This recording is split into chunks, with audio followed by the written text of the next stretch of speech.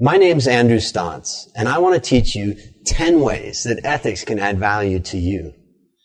Now, within the financial world, there are many areas of focus, such as accounting, economics, valuation, or derivatives.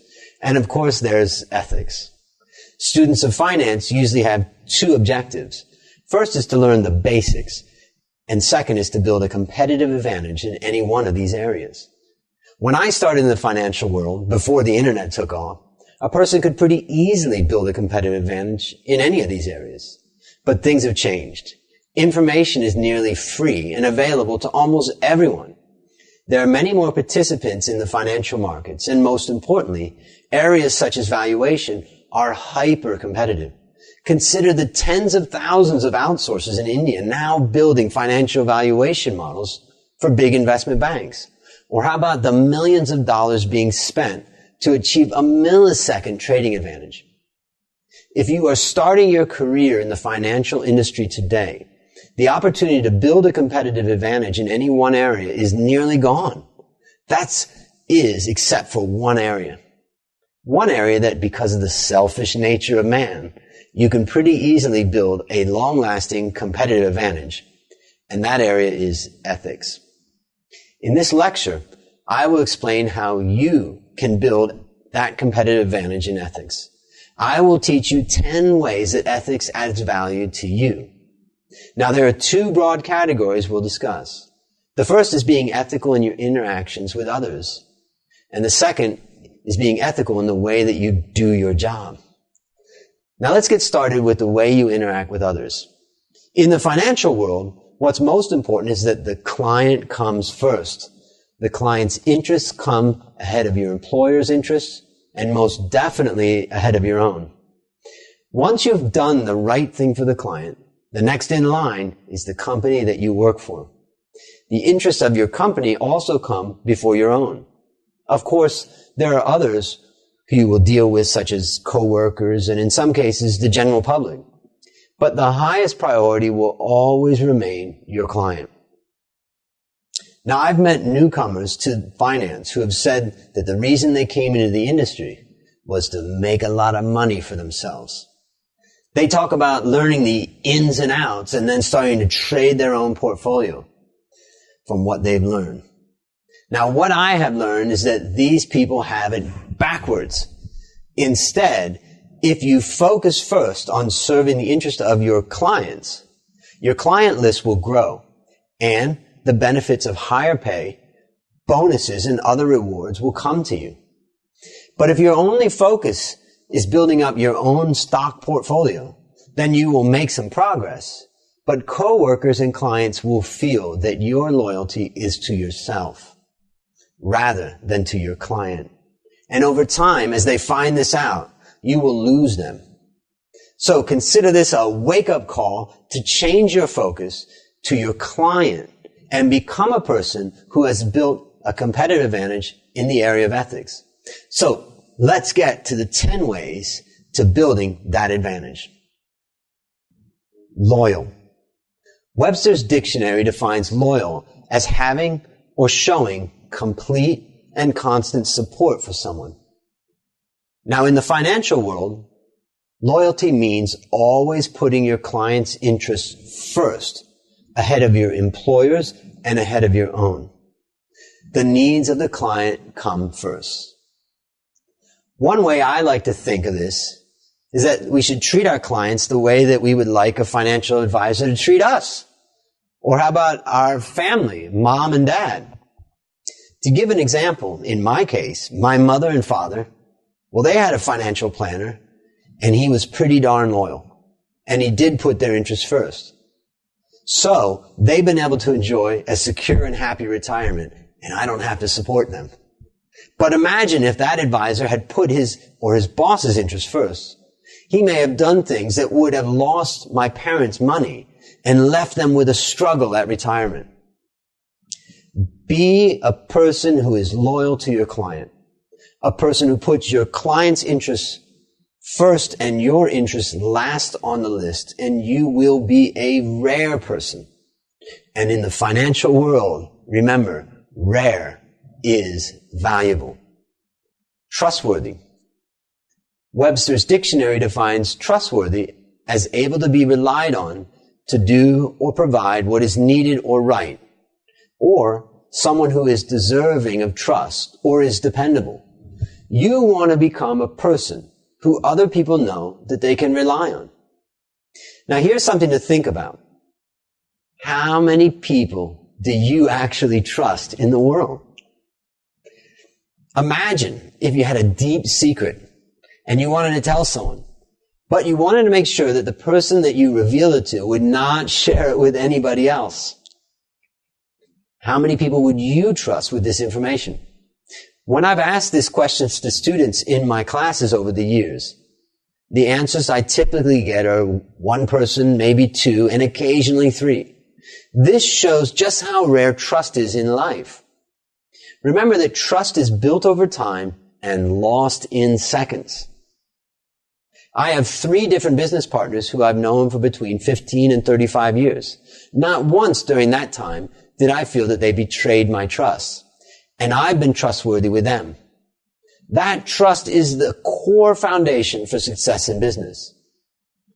The point is, there are very few people that you can truly rely on and trust in this world. So make it your life's desire to become one of those people. If you are loyal and trustworthy, you will be rare. And rare is valuable. Fair. Webster's dictionary defines fair as treating people in a way that does not favor some over others, or to be impartial and honest. Also, to be free from self-interest, prejudice, or favoritism. In the world of finance, you should deal fairly with all your clients based on their needs. This means that you don't give any one client your recommendations before the other. Now, of course, there's times when different clients require or even pay for different levels of service. But that does not justify giving information in an unfair way to any one client. Now, to give an example, when I was an analyst at an investment bank, it was my job to write reports that gave recommendations of what stocks to buy or sell, and then distribute those reports to clients, who in my case were institutional investors. Of course, some of those clients liked me more than others. Some also paid my firm more than others. And some of them I just enjoyed talking to more than others. But my obligation to be fair meant that I needed to make sure that I distributed my research to all my clients at the same time, equally. Then, and only then, could I offer a premium level of service to some of my clients, such as calling them and walking them through my analysis and recommendations. But for the sake of fairness, when I provided that premium service, I needed to make sure that what I told them contained no recommendations that I had not disclosed to other clients. Imagine you acquired let's say a relatively small client, and that client had faith that he was receiving the same information as your larger clients. That client would appreciate your fairness and would likely stay with you until he became a big client. Then, when he got big, he would know better than to even ask you to unfairly distribute your recommendations.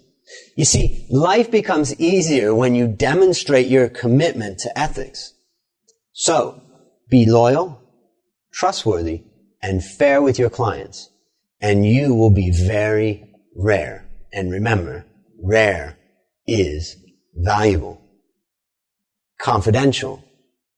Webster's dictionary defines confidential as when you are saying something that is private or secret. Now, in the world of finance, we sometimes refer this as non-public information. Being confidential means that you need to make sure that you protect the privacy of your clients. And don't forget of your employer too. Make sure that nothing ever leaks out from you.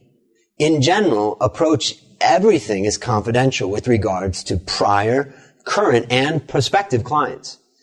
Everything, even your client's name. The only time this does not apply is when the client has done something illegal, or when the client has volunteered information. such as when we sign a credit card application form and it asks for permission for the bank to release our credit information to a national credit bureau. We've released by volunteering that information. And the final case is if it's required to be disclosed by the government, such as banks reporting requirements to a central bank or a regulator. But with the exception of these three very rare cases, you should never speak either about your clients or your employer's information. Now, let me tell you a story. Think about a time when you got off work and you had a drink with your friends. Imagine one of your friends said, "Man, I had a rough day. Remember that tough client I was telling you about, Bob Smith? That one who's really difficult? Well, he was screaming at me today on the phone because I wasn't able to buy enough IBM stock." Boom. Right there. Your friend just breached confidentiality when his guard was down. Make a commitment to yourself that you will be the person who never reveals information about your client or your employer. To be loyal to your client, to be a trustworthy person, to be fair in the way that you deal with all your clients, and to be confidential will make you a very rare person. And remember, rare is valuable. Reveal conflicts. Webster's dictionary defines conflict as a competitive or opposing action. Conflict of interest is defined as a conflict between a person's private interests and their official responsibilities in a position of trust, like your job. Now, in life, there's always conflicts of interest. And in business, there are even more. Conflicts will never be eliminated. For instance, a conflict of interest could be when a salesperson, let's say, earns a commission for selling a particular product. Hey, this is just part of business. The commission sets up a conflict between the salesperson's interests and the client's interests. Now, though we can try to reduce conflicts of interest, the more important thing is to reveal them to our clients before they take action. Such as in a case where an investment advisor could be biased because of the commission she receives from a particular product. Now, for instance, let's say an advisor is selling two different mutual funds, and she receives a higher commission for, let's say, Fund A than she does for Fund B. Can she recommend Fund A over B? Well, yes, she can, as long as she's come to that conclusion with the client's interest in mind. So let's say that she has looked into Fund A's performance and risk level and made her expectation of future performance. Then, based upon this analysis, she decides to recommend Fund A to the client. Is this okay? Yes, it is. Just as long as the decision has been made objectively and with diligence. And most importantly, as long as the salesperson reveals up front that she's getting a higher commission on that product. Now, with this information, the client is able to make his own decision, understanding that the conflict of interest may influence that recommendation from that salesperson.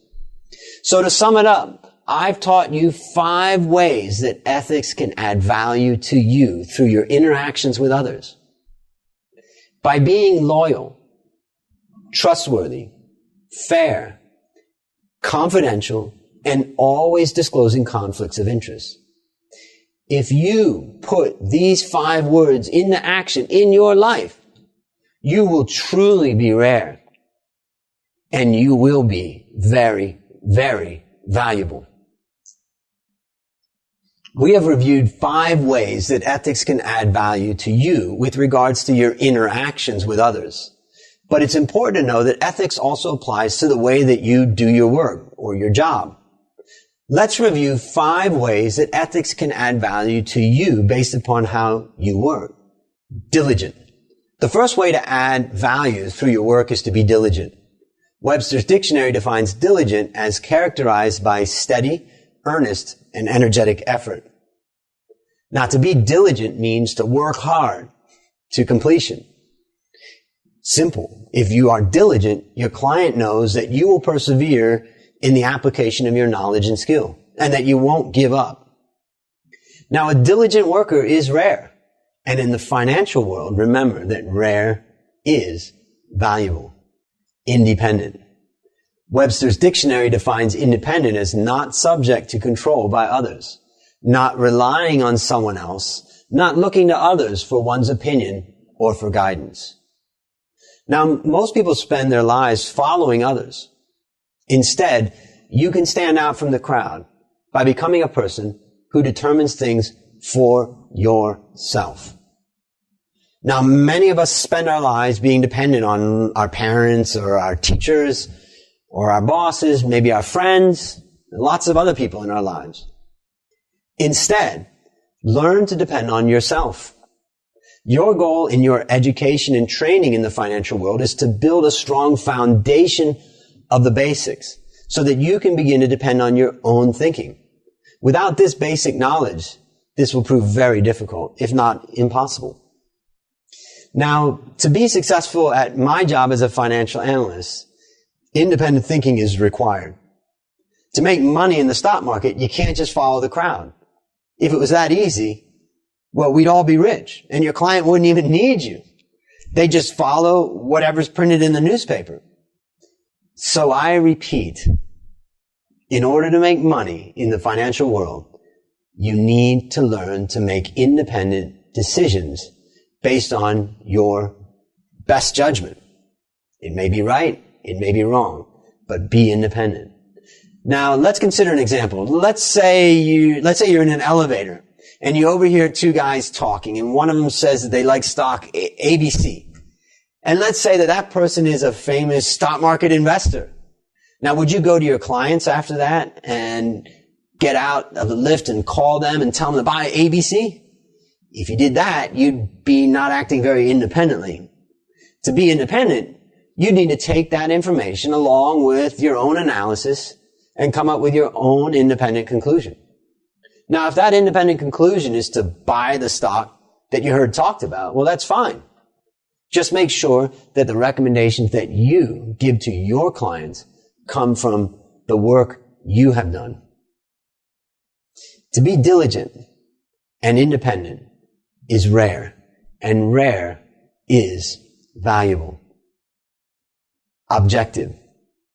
Webster's dictionary defines objective as expressing or dealing with facts or conditions as perceived, without distortion by personal feelings or prejudices or interpretations. If you are objective, you deal with facts or conditions as you see them without allowing distortions to cloud your judgment. To be valuable, be someone who can look at both sides of a situation objectively. Try to understand the pros and cons. How about writing them down?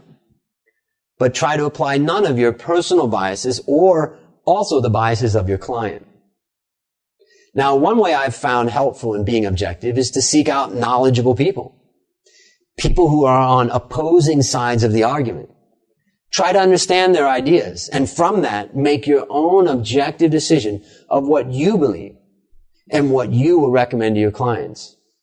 Of course, you cannot be an expert on every topic, but you can go to experts on both sides to use their passion and knowledge to inform yourself from it. You can construct your own opinions on a topic by doing this. So to be diligent, independent, and truly objective, you will be rare. And rare is, you remember, valuable. Webster's dictionary defines thorough as including every possible part or detail, and careful about doing something in an accurate and exact way. It's also defined as carried through to completion. If you are a thorough person, this means that you're looking at your work from all angles and that you never leave a job half done. Now, let me tell you a story when I was head of research in my prior job.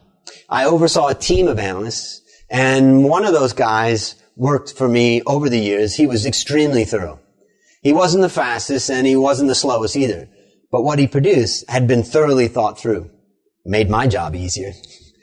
And he had investigated it before he brought it to the client. The result was his presentations to the clients were really very smooth. And the clients could clearly feel that he had worked hard on the recommendation he was presenting. The client felt valued. Now, on the other hand, I work with some weak analysts. Those analysts showed a lack of thoroughness. Now, when a weak analyst presented his recommendation, the client immediately shot it full of holes. Then the analyst would have to go back and rethink the analysis. Of course, remember, the client can always feel when a person is not thorough in his work. And who wants to pay for that? The client doesn't. So be the analyst who is thorough and be more valuable to your client. Because when your work is thorough, you'll be building trust with your client. So when you are diligent, independent, objective, and thorough, you will be truly rare, and rare is valuable. Continually improve. Wikipedia describes this as an ongoing effort to improve products, services, or processes. These efforts can lead to incremental improvement over time or to a breakthrough improvement all at once. Now, I don't have to tell you that the financial markets are extremely complex. Our knowledge is just tiny compared to the total knowledge available. For the best interest of our clients, it's important that we continually improve our knowledge.